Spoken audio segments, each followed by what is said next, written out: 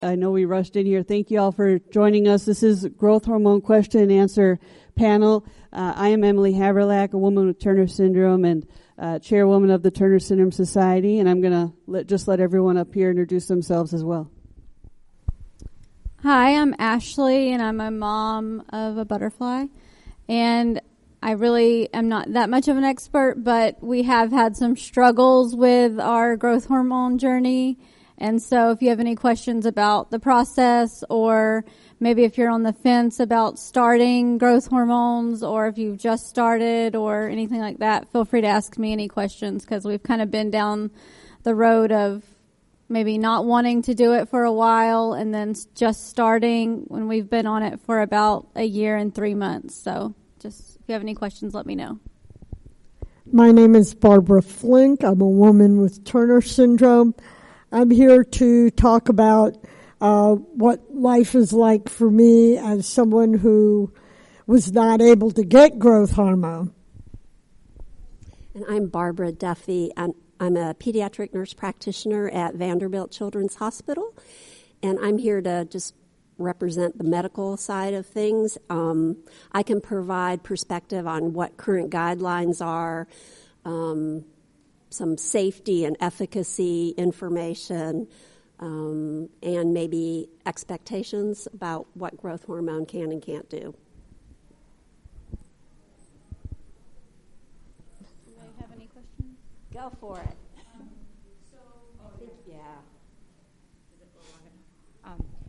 So I've had 2 doctors look at bone age to kind of give a predicted height. One doctor had it at like 6 years, 10 months. The other doctor had 8.2 to 8.5. So I don't know if it's 2/12 of a year or if it means 2 months. I don't know exactly what that meant. But so why the difference between 2 endocrinologists, and then and one predicting her at 4'6" and the other predicting her at 4'9" to 5 foot? 2 very, very different numbers. This happens. So it is not an exact science. Looking at a bone age x-ray is an interpretation. And literally you have the x-ray, the girl's x-ray in front of you, and a big book of standards, which is pictures.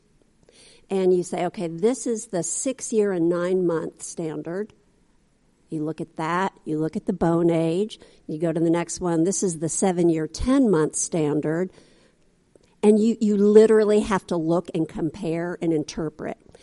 And so there can be differences in how people see it, unfortunately. So it's not an exact science. People who do it really, really frequently tend to be in agreement, as opposed to somebody who may not read them as often. Why 2 endocrinologists would read it so radically different, that's just one of those difficult things because it's not an exact science. And so the bone age, depending on how delayed it is, that affects what the adult height prediction is. There is literally a table that uses a formula where you take the height of the girl the day the bone age was taken, what the bone age is, and there's a table, and it'll tell you what the predicted height is, which is a ballpark figure. So the more delayed the bone age is, generally the better the height prediction is, because it's like saying you have extra time to grow. Does that make sense? In your practice, does endocrinology read those, or does pediatric radiology read those? Okay. First, the pediatric radiologist reads it, and the report and the film gets sent to us electronically, and then we all go through and read them ourselves, because sometimes we do disagree. And there are nuances that we just see. So probably, depending on the radiologist, it may be 95% agreement. Some radiologists we disagree with more, but we always read them ourselves.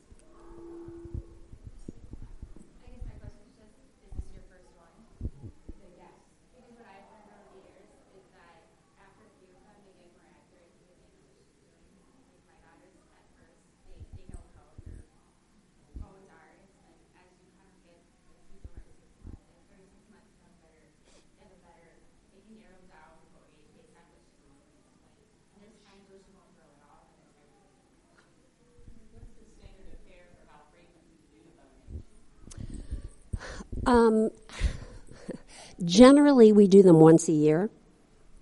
It's not always, unless someone is having rapidly progressing puberty, which is not a likely scenario, we do them once a year. And honestly, we don't even have to do them that often before puberty, but once they're in puberty, it's about once a year.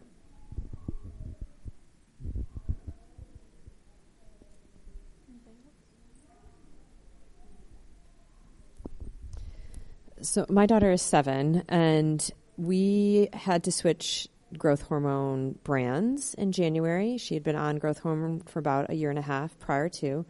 And we had to kind of titrate slowly. It took a while for her to get her body to acclimate to it. So we switched brands, kept the exact same dosage, and within about 3, it took me a while to figure it out, but within about 3 weeks, she started presenting symptoms. By 6 weeks, I knew it was intracranial pressure issues. We had the MRI, took her off growth hormone. The endocrinologist, we've since switched, but she stated emphatically that it wasn't the fact that we had switched medication. Is there any studies done? Is that possible that it was related to the switch? Is it just the fact that she's more sensitive? I don't know if there's any studies. I don't think there are any studies comparing growth hormone brands because technically, because it's of the way it's made, it's genetically engineered, that the actual growth hormone molecule should be identical. The way the brands differ is the preservative that's added to it, and of course the actual device. So, you can say hard and fast, well, there shouldn't be any difference. Your daughter shouldn't respond to it any differently, but people are unique. And so I couldn't say for sure yes or no whether it was a different growth hormone product. But no, there are no studies that compare head-to-head one product versus another. And I'm sorry for that. That's a bad situation. I'll say something about this too. I have a little bit of experience about the growth hormone and reactions. We're on Norditropin, but my daughter has to be on a very, very low dose of growth hormone because she, first of all, gets headaches. We had an MRI, and she doesn't have intracranial pressure, but she does have a lymphatic lesion on her leg. She has severe lymphedema. So we've been on the phone with endocrinology and multiple pharmacists about that, and they all say it's not in relation to the growth hormone, but I know it is because it didn't start until she started the growth hormone. But if we up her dose any past the small dose, she swells really bad. So just as a parent, you know your child, so you have to be your own advocate for that. And so if you know that something's wrong, the doctors and the pharmacists, they don't always know because they're not with your child every day. And, if you think that it's something, and, and they do their best to study the growth hormones and the medicines, but they don't always know. So what we did for my daughter is we would mark her leg every night with a pin, the lymphatic lesion, and then we upped her dose, and then the next day it would be out of the line. And so I took pictures, and we had to show them proof that it was nothing else changed except the growth hormone for them to finally believe. So what it is it almost looks like a tumor on the back of her leg, but it's a buildup of fluid, kind of like the lymphedema, but it's actually just a pocket of fluid. They x-rayed it, and there's nothing there except just a pocket of fluid, but it started after we started growth hormones.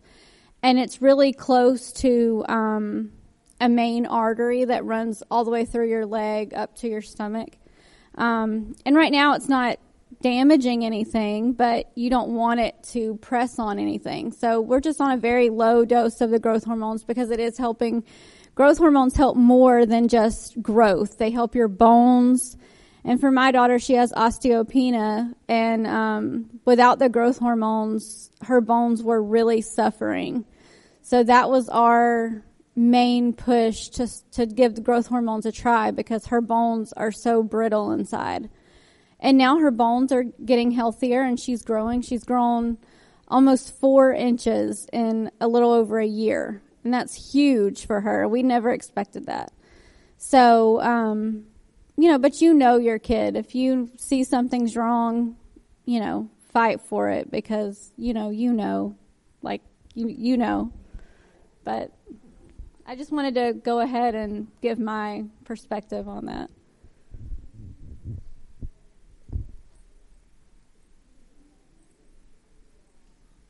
This is kind of a piggyback question, but it might be too complicated. My daughter didn't start growth hormones till she's 11, till now, because she had some other complications. So she started up and she started having headaches, so they backed her off. And then she's had pre-glaucoma or high ocular pressure for since her diagnosis, since 2012. So we have OCTs going all the way back.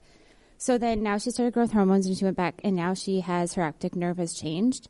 Well, so then they did the dye test, they did another OCT, and they were saying, well, maybe it's a drusen, maybe it's intracranial pressure, but it was only on one side.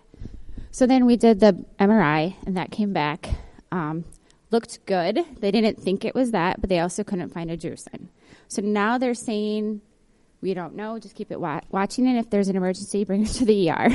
So my question is anybody know of any of this having to do with the growth hormone? Because this all started after we started it, but we always knew about the pre-glaucoma, and then they're saying, they don't have anything to put, point it on, so they're just kind of leaving it as keep watching it.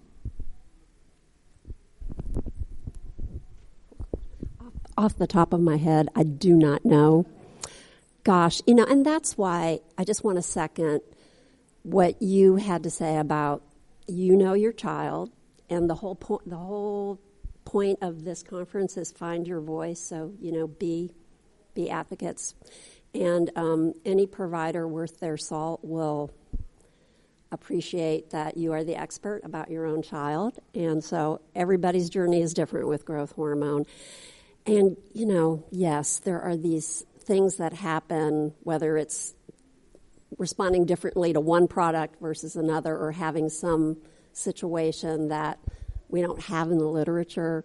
Because, when you do studies on a product, you're doing, several hundred, and you're following them for a while. But then when it's used for now 20 years and huge numbers of people, you find things. So I don't have anything to tell you, but I think, obviously, they're monitoring very closely.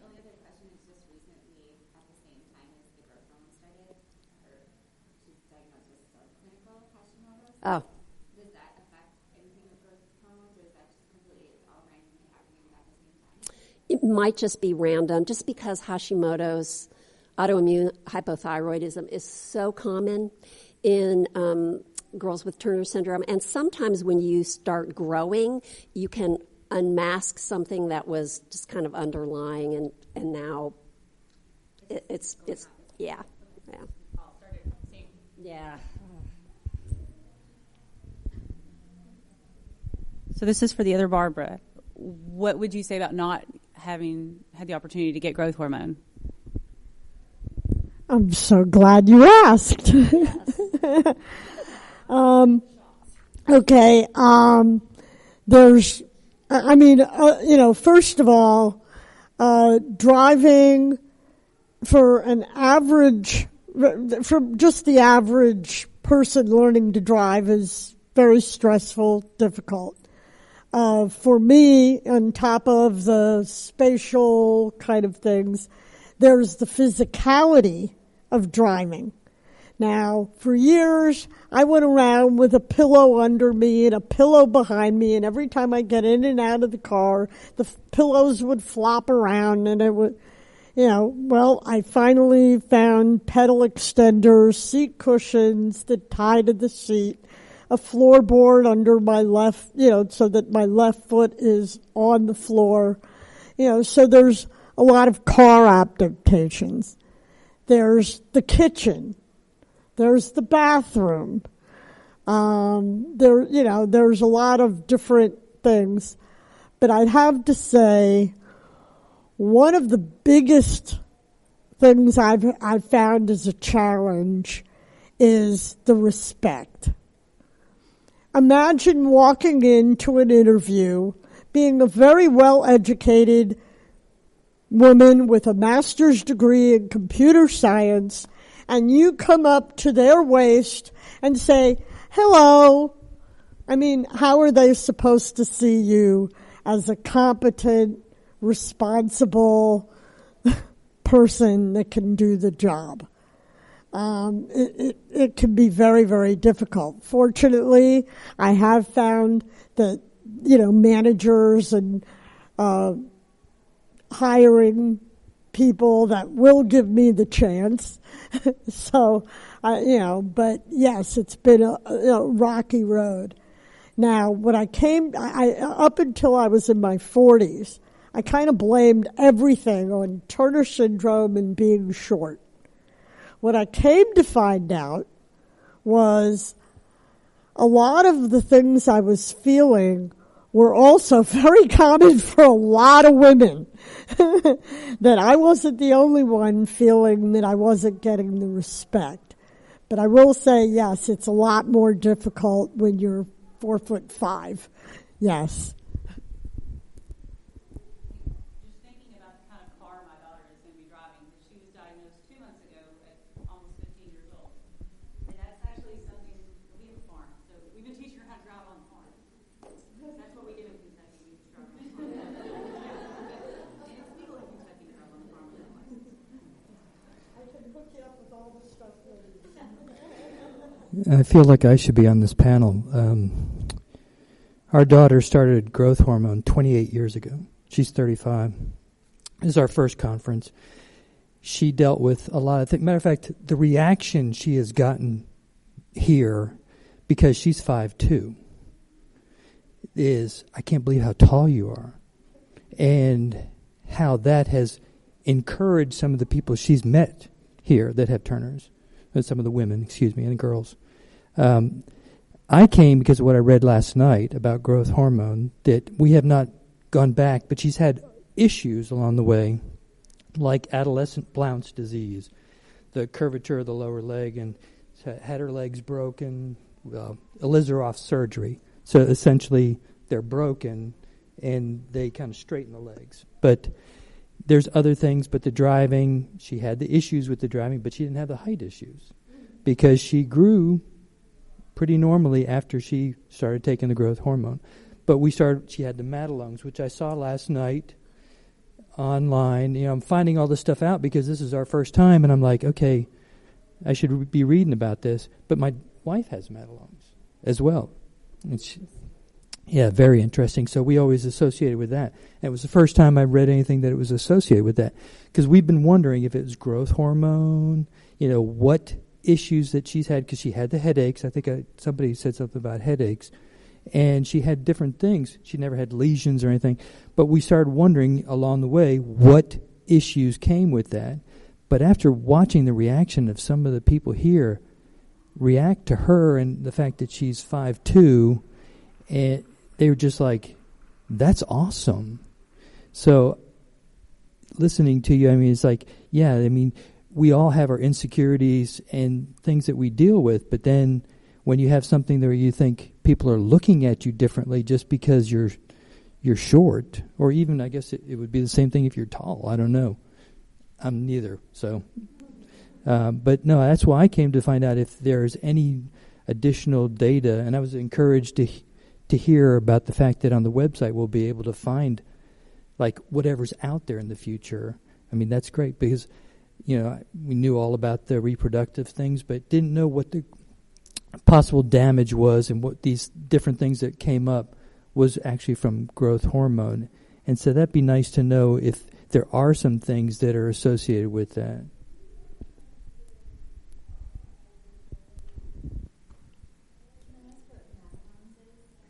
It's a deformity of the wrist. And so a lot of times it's very evident in my wife because these knots are large, but there's a lot of pain, and there is a surgery that can happen.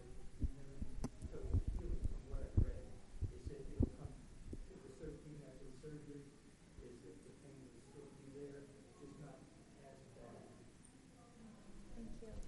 Hi. The only thing I just wanted to add about growth hormone is that there's a research where it says that if you reach 4'8", that's sort of like a magic number to where you can actually access everything around you without having to have so many accommodations. So I think that's an important number for every parent to have. So you can also choose just to stop when they reach that height. Yeah. I heard that the average height for Turner syndrome women without growth hormone is 4'8". What I understand from just, I guess, from Little People of America and so on and so forth, I would say more like 4'10" is where you don't need any adaptations. But do you know what that? Yeah. Do you know the? I thought it was 4'9". Well, there you so clearly, but I think if you get to 4'10", you can feel pretty confident you're not going to need adaptation to your car and can reach cabinets and even with treatment, the average height for a girl with Turner syndrome with growth hormone treatment is 4'11" to 5 feet. Now, if she has tall parents, that may be taller. If you have shorter parents, it may not be that tall, but that's kind of the ballpark. I just wanted to mention both my parents were pretty average height. My mom 5'3", 5'4", my dad 5'10" or so very average height. But there are a lot of people in my family that are shorter. My dad's sister was only 4'8", and that's not with Turner syndrome or anything. She was very short. And my brother is not especially tall. He's only about 5'6", which is pretty short for a guy.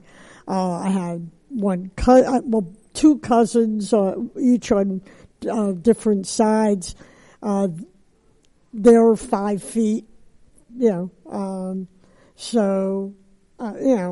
were some shorter people in my family, which might account for me being a little shorter anyway, than the average Turners. Plus, they started me on estrogen when I was 10, instead of waiting until I was fully grown. At the time, they thought they were doing me a big favor because I might get a growth spurt. Unfortunately, they didn't know better back then.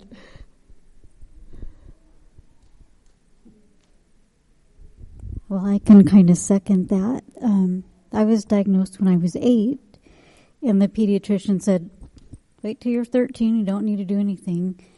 And so they put me on estrogen and progesterone the day I turned 13, and my bone growth plates were fused within 3 months. So it was impossible for me to grow anymore, and I've often wondered, how much taller I've gotten if they would have just left me alone a few more years, but that's neither here nor there. So I kind of wondered now, what's the standard of how early to start these kiddos, on what they use now, and how long do they need it for? There are some more recent studies that show that, if you have the opportunity starting growth hormone before school age, like before 4, you reach a more normal, you reach a more typical height earlier on, and it allows for you to start puberty hormones at an appropriate time. And so the ideal is to have at least 4 years. This is the ideal, is to have about 4 years of growth hormone before puberty. But that's ideal, because some girls don't get diagnosed until they're 14, 15. So if a girl is diagnosed early on, there's pretty clear research that shows that the outcomes are better, and it allows for more appropriate timing of puberty hormone. Yes.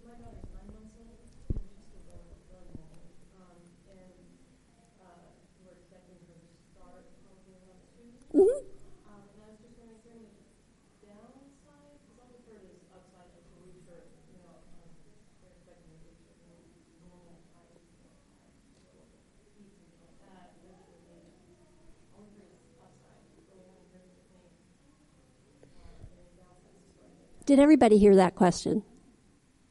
No? This is a mom who has a 9-month-old daughter who is right now at this point growing well. And she's just heard about the upside of starting growth hormone early, and she wonders if there's any long-term consequences or downsides. Not that I'm aware of. So it's really pretty much all. The downside would be expense and daily injections for, more than a decade. And that's not nothing.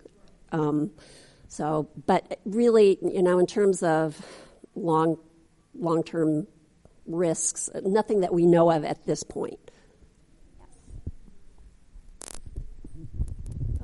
My granddaughter has been taking growth hormone since she was before 3. But is it as effective if it's done very irregularly? Because there are frequent huge fusses about submitting to the shot. And so her parents often just, to keep peace, give it up for a while, start it again. It's so hard, and I think the mom up there was alluding to difficulty, too, in giving the shot. I find myself asking the same question. How do you get a 3-year-old to submit to a shot every day? Well, for us, we started late. My daughter was 8 when we started, but we just get in a routine every single night, and it's not up for negotiation. I mean, we do it exactly at bedtime, and we say, okay, it's time for your shot, and we let her be involved. She doesn't like to give it to herself, but we let her do the alcohol prep pad, and if she wants to click the pin, she can click the pin, and we do a countdown, and we have a tally chart. So she does her tally mark every night, and we're at well over 400 shots now, and she keeps a piece of paper, and it helps her to see how many marks she has. And we're on Norditropin, so we save the little white caps to all of them, and we're putting them in a shadow box so that she can see, a mark of how many shots that she's done. And then when she gets done with her growth hormone journey, she's going to have that memory of, look how far she's come. And that really, really helps her. And we actually did a video of her getting her shot, and when she's feeling like, oh, I don't really want to do this, she watches that and she's like, oh, I was brave that day. And that helps us significantly. But I feel like if you stay on routine and you like, okay, it's bedtime, we do your shot. And that it's really best if you stay on the same routine. And I've always heard that if you do it at bedtime, they grow at night. You grow when you're sleeping. So it's better to do it right before they go to bed.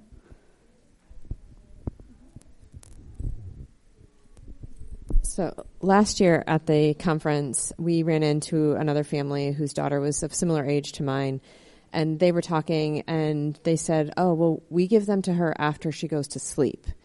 And a couple of months later, my daughter came to me and said, Mommy, can we do it like they did it? Can you give it to me after I'm asleep? And I did. I started doing it after she went to sleep. She'd always been involved. It was always kind of her choice, but she just didn't like it.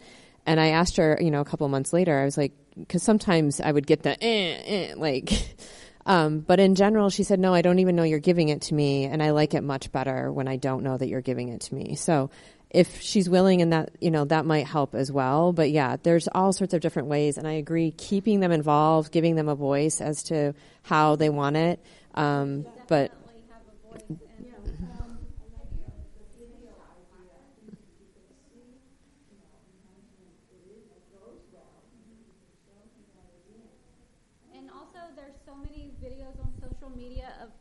of other girls doing their shots, and that helped my daughter also, seeing other girls getting their shot, Some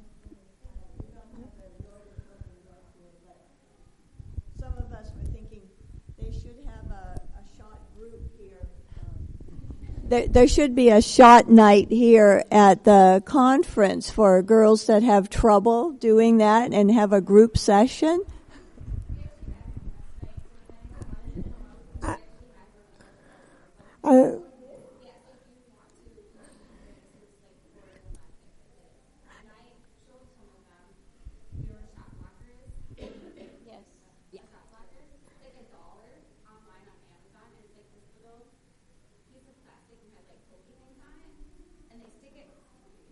go ahead. Use the mic. It was a huge deal in our house. Do you have one? Or a shot blocker. It's like $1 on Amazon. It's like this little piece of plastic, and you stick it on their leg, and it has little like pokey things on it, so it's like textured. So you stick it there, and then you put the shot between it so they don't notice it because they're already getting kind of a sensation right there. And then we also, do you know what a buzz bee is? Buzzy. So then we use the shot blocker and the buzzy bee, and so she literally doesn't even notice it. And then also my daughter's 11 and she loves Pokemon, so I buy the expensive Pokemon Band-Aids. So part of the deal is she gets to figure out what Band-Aid she gets every day. But so we had a shot party last night, so if everyone wants to come, catch me after. They all were excited. So I'm not sure exactly at what age it's appropriate, but you talked about having your child involved, and I think that maybe it's in steps to get them to the point where they give it to themselves.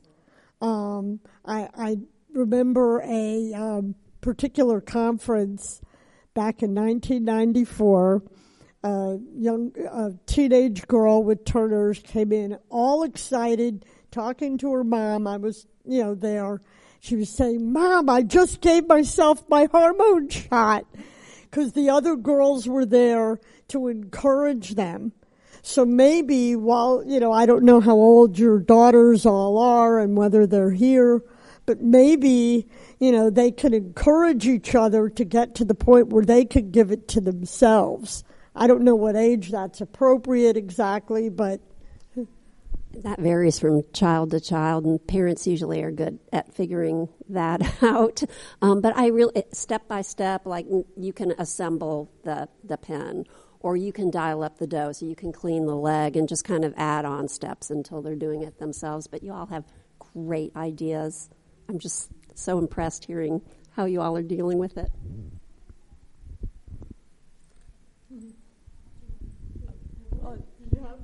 I was just going to say, I wanted to share, as we were talking, I was just thinking of the Bonfig family story as well. This was back in the 90s. Coley's story was written. Natalie Bonfig is here this year. Coley is not. She is 22 now, graduate of the U of M and back in Minnesota. But no, the Bonfigs would make it a family affair. Coley was the middle child of 3 kids who were close in age, and it would be part of their family night routine. They'd include her siblings. We'll go here, and then Natalia. My question, and this may go for anybody that's given your kid a growth hormone shot ever. My daughter only likes her thighs. That is, we can do it every night. Is rotating that just back and forth okay? And has anybody got any good site recommendations?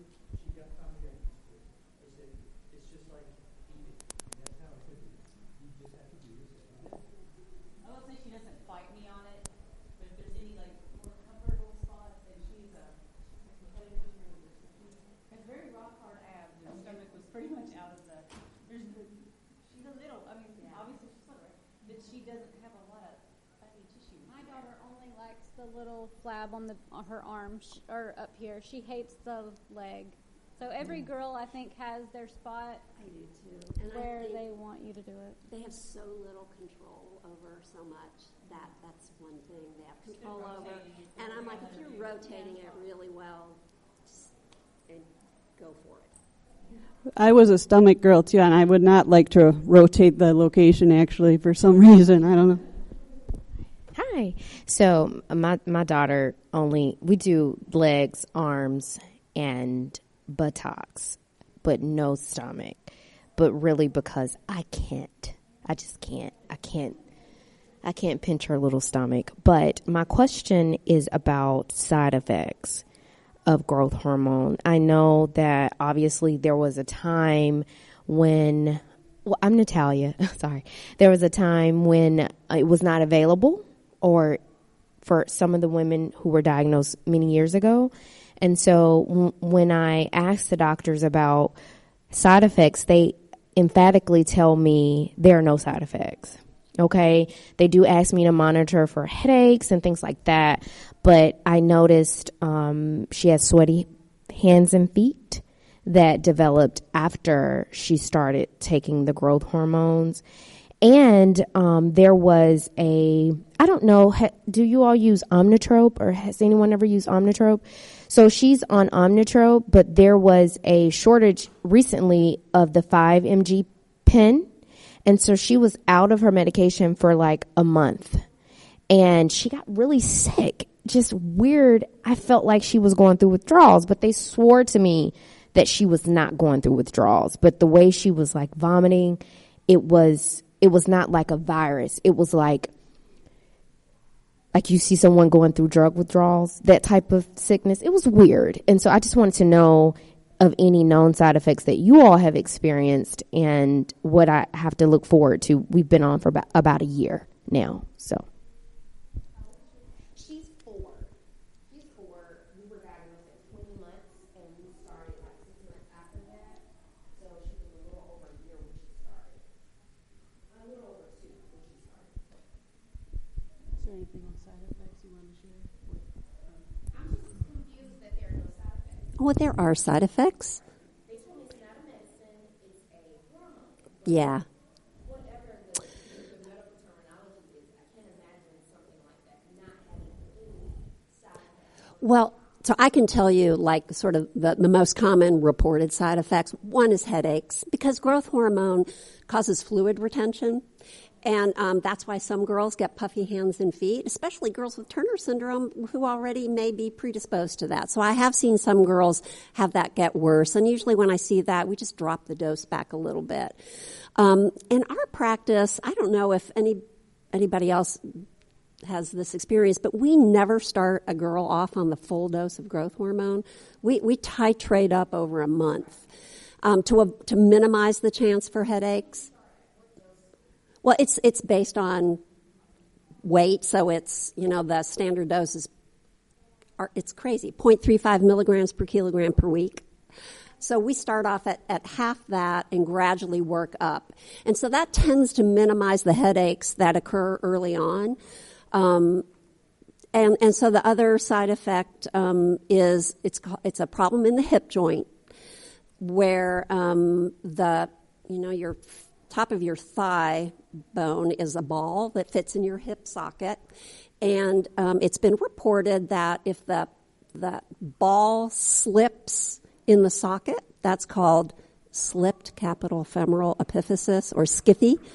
That is a reported side effect. We ask about knee and hip pain at every visit. I've been doing this 20 years. I think I've seen 3 or 4 kids develop that. But it's a side effect. We ask about it at every visit. It can happen at any time. SCFE tends to be more common in like early puberty, and it tends to be more common in boys. It tends to be more common in heavier kids. But it can happen at any age. I haven't seen it, but it's reported, yes.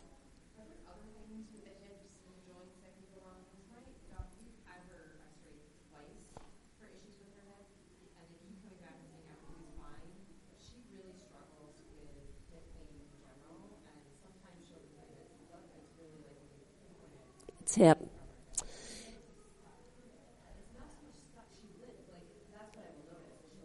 Wow.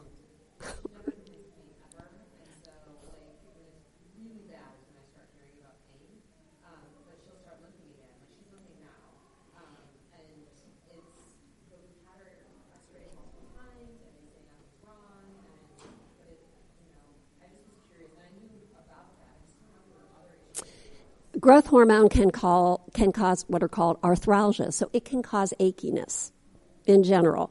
I don't see it very often, but it's listed. So there are those people. Your daughter, really? I'm so sorry. Every rare side effect, she's going to have it. But, it's great that they've ruled out the worrisome stuff with that x-ray. So, yes. Okay, then I'll go through all of them with you. and again, these are rare, progression of scoliosis. And it's not from the growth hormone itself, it's from growing fast. So if you have the beginnings of a curve or you already have a curve, when you grow fast, that curve can progress. We monitor for that at every visit. We look at the back, we x-ray if we need to, we make referrals. Glucose intolerance, so mild abnormalities in the blood sugar can happen. We do labs. I don't see that. I'm telling you from my experience, I don't see it very often, but it's a listed side effect. Yeah. Those are the big ones. I would have to go back in and just review to see if sweaty hands or feet is a side effect or not, because I'm not 100% sure. It's listed. Okay, well then, there you go. Oh. Yeah.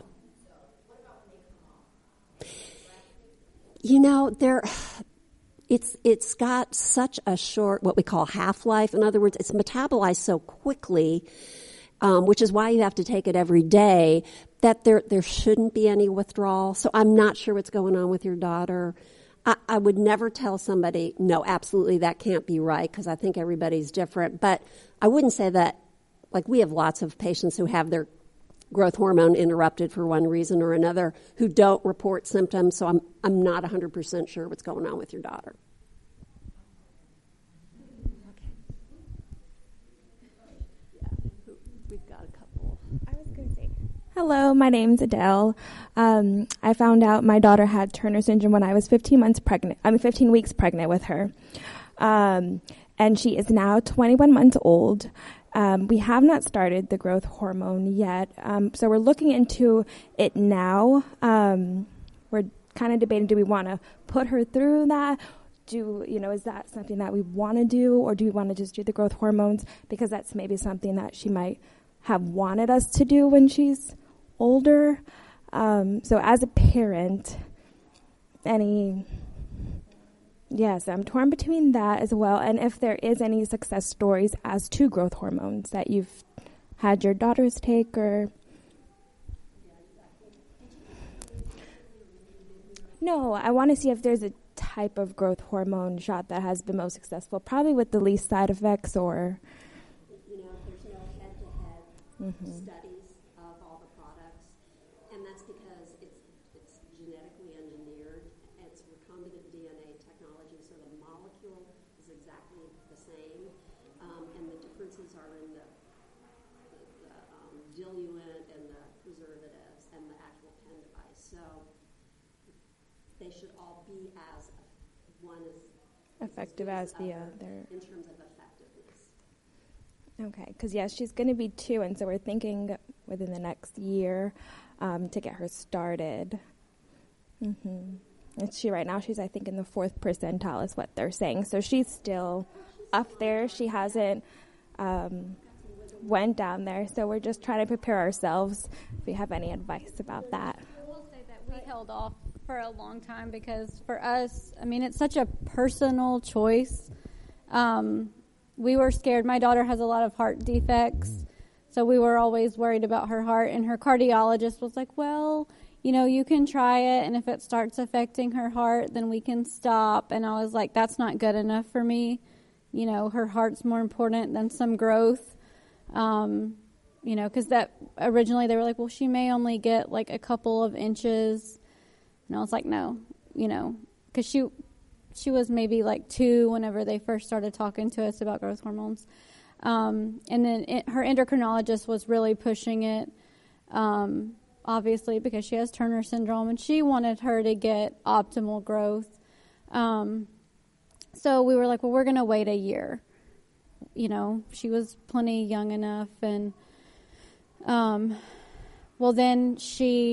her heart condition worsened a little bit, so we just decided to keep waiting, and we waited and waited, and she was 8, So it's a personal choice, and, you have to weigh, that when they're an adult, you're making a decision now when they're a kid for when they're an adult. So that is a heavy burden as a parent.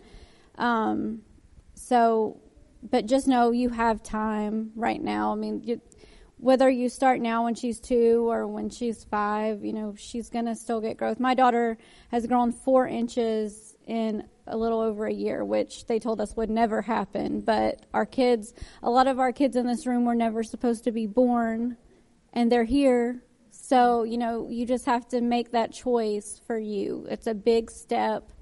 It's a lot to go through, but you have to make that decision. I mean, we can all tell you our stories, but we can't, but.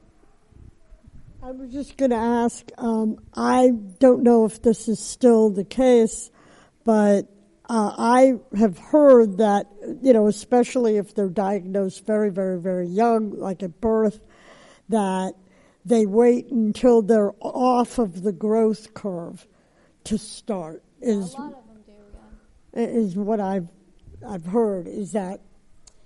Were you diagnosed in utero? Yeah. I did a blood test. Yeah. And they said that there was a 94% chance that she had Turner's because she had the fluid on her back of the 12-week skin. So the current guidelines are to start growth hormone as soon as growth failure becomes obvious. And so some people wait until girls have dropped off the growth curve, and some people will start it as soon as they see the growth rate start to drop. And it's an individual decision, and, somebody can talk with you about the pros and cons of waiting another year until she's 3 and maybe a little more tolerant of just the whole process. It's, like you said, it's a real individual decision. And while nobody has died from not taking growth hormone, but on the other hand, there are some benefits that you want to take into account. So it's individual for sure.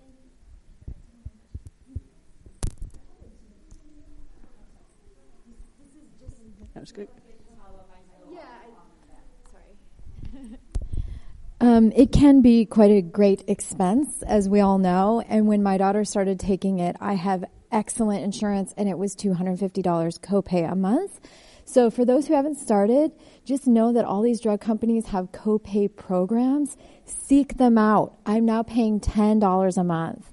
So just to know about that, what a difference, because it was a financial struggle. And now it's like, wow, I was paying $250 and now I can pay $10. Awesome. So I just wanted to share that.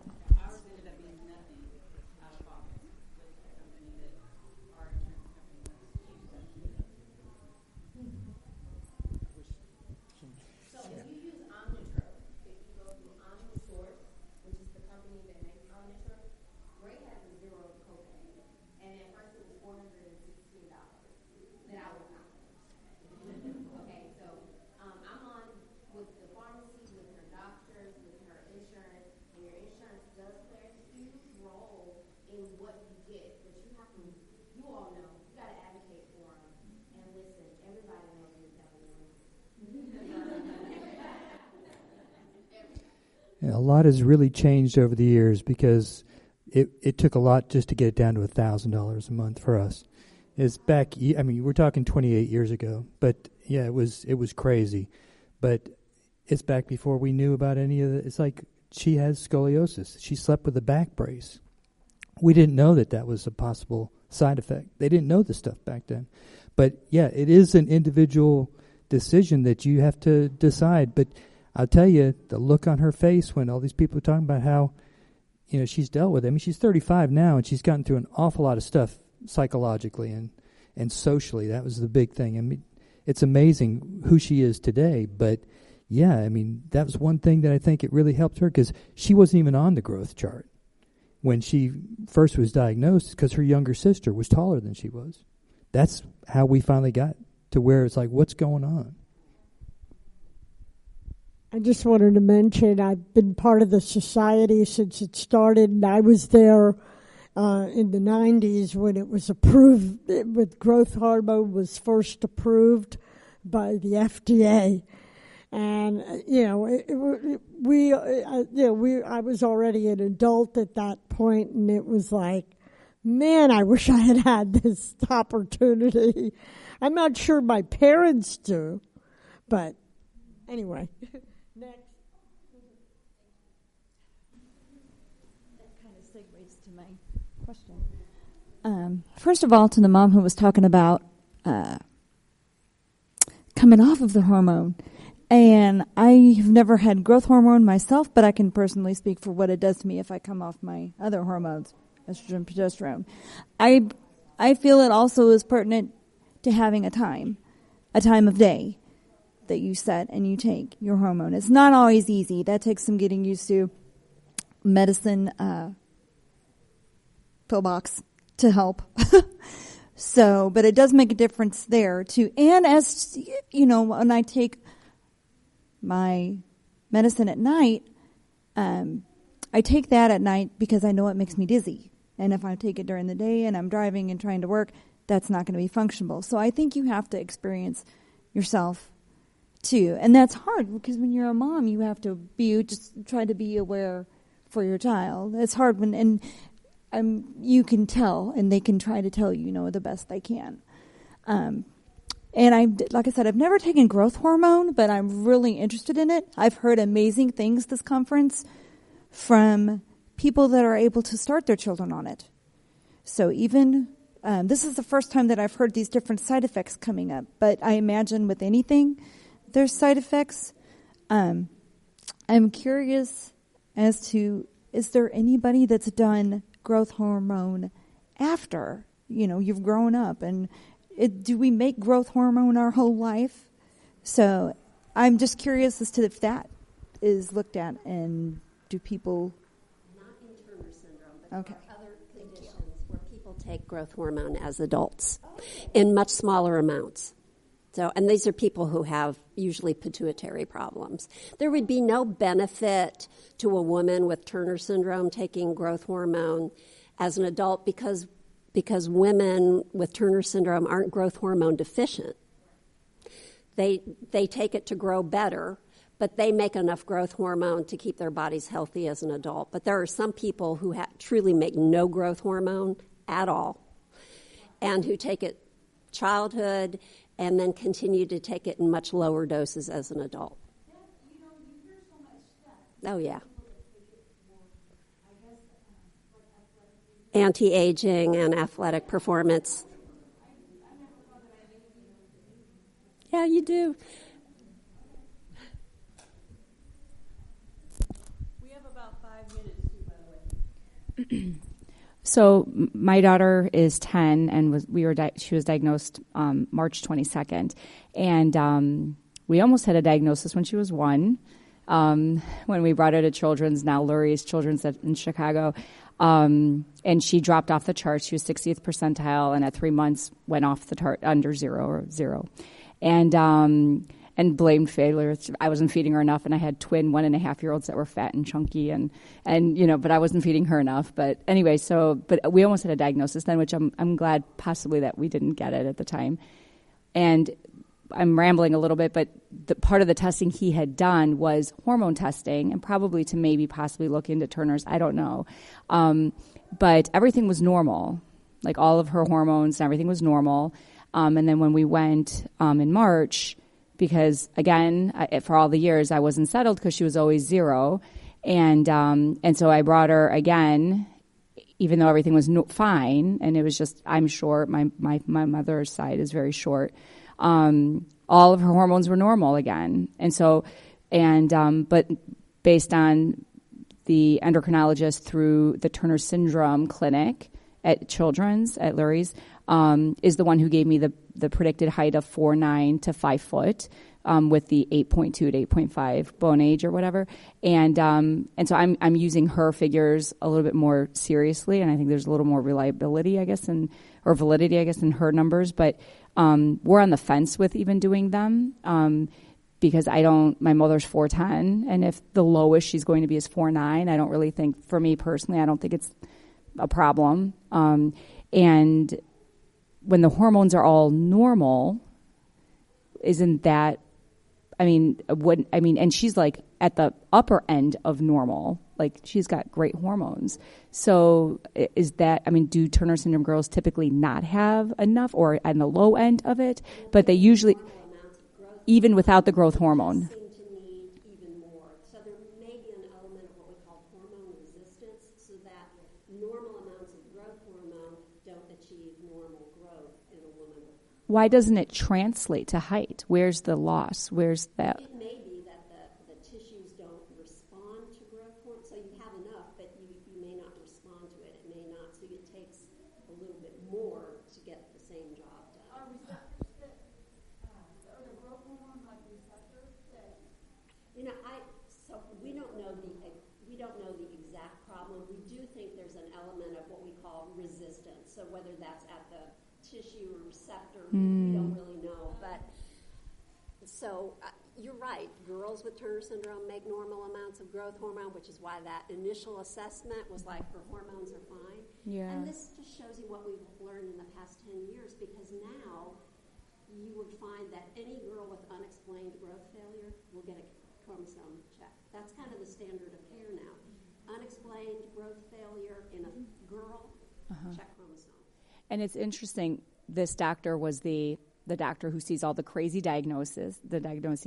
And in his report, I have it highlighted, without a doubt in my mind, the mother's not feeding her baby enough food. Yeah, it was really interesting. I'm like, okay. But anyway. Is there another dad right here?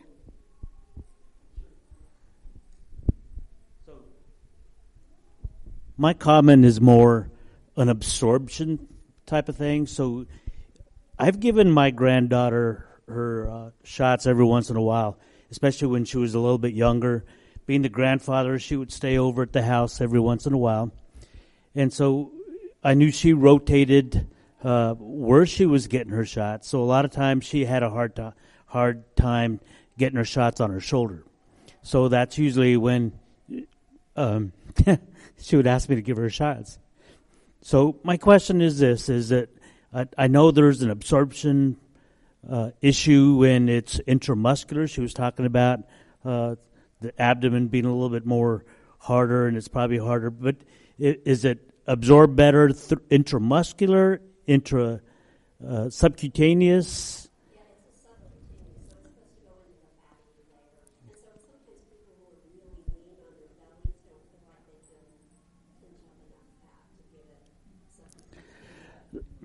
Yeah, oh, me neither.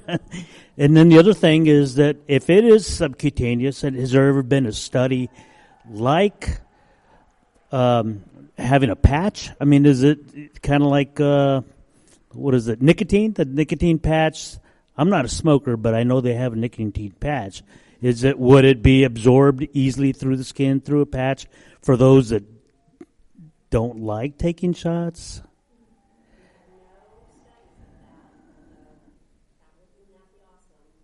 Yes.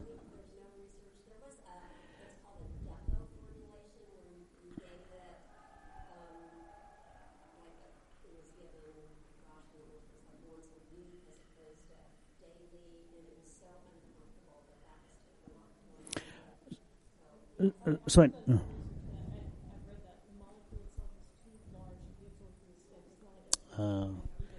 kind of like trying to get through like a semi-permeable membrane. It's just too big. Okay, that kind of makes sense.